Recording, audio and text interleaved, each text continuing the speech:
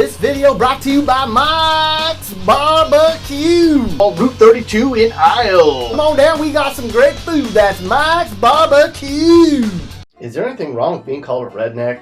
Every state has them. Even way up in Minnesota, there's places where a lot of the people are some shade of red. The goal today is to show where the most redneck cities are in the big old state of Minnesota. How do we do it? Well, we measure the things most Minnesota rednecks love. You know, shooting, hunting, fishing, chewing tobacco, even Walmarts. Let's get started. Our first stop on the Redneck Circus of Minnesota starts in Foley, a little town about 3 bears north of St. Cloud, along Route 23. This place is 97% white and has the 12th most trailer parks per person in the state. On opening day of hunting season, you might want to take another route through this area. Necks and Foley have lots of room to get after some varmints. You know, deer, turkey, gray squirrel, brown squirrel, coon, beaver, baby otter. What does a Minnesota redneck do when he plugs the 10-point deer? He makes it his Facebook profile pic. You know there's lots of rednecks in Ely, a teeny little place way up on the fringes of the Iron Range region of the state. Ely ranks 2nd for bars, 3rd for fishing and bait shops, and is 10th in the state for places to get chew. When the mayor of your town gets into a debate with residents about whether or not wolves digging in the trash cans should be shot or not,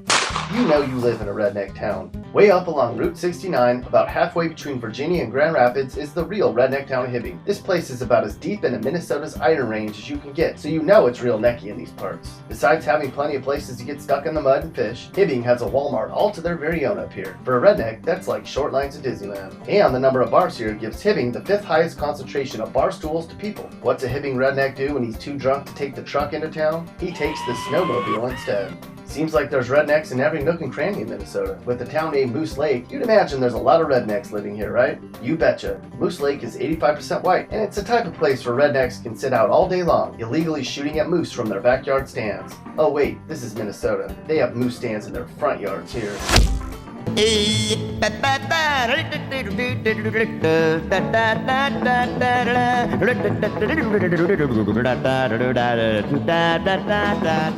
If you took your beat-up Chevy northeast of Minneapolis, eventually you'd come to the necky little town of Long Prairie.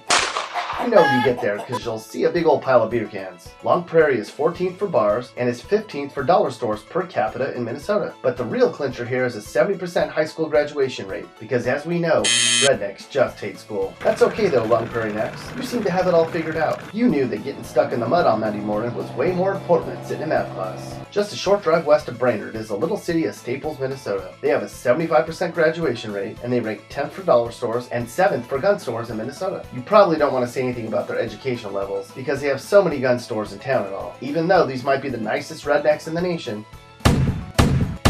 you still better not cross them when filling up at BP. This is Mike at Mike's Barbecue again. Did I mention that we got gator?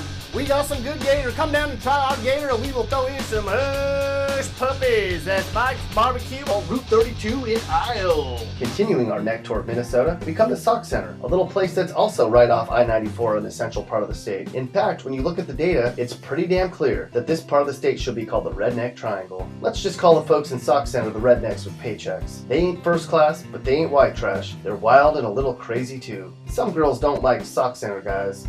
Ah, but some girls do.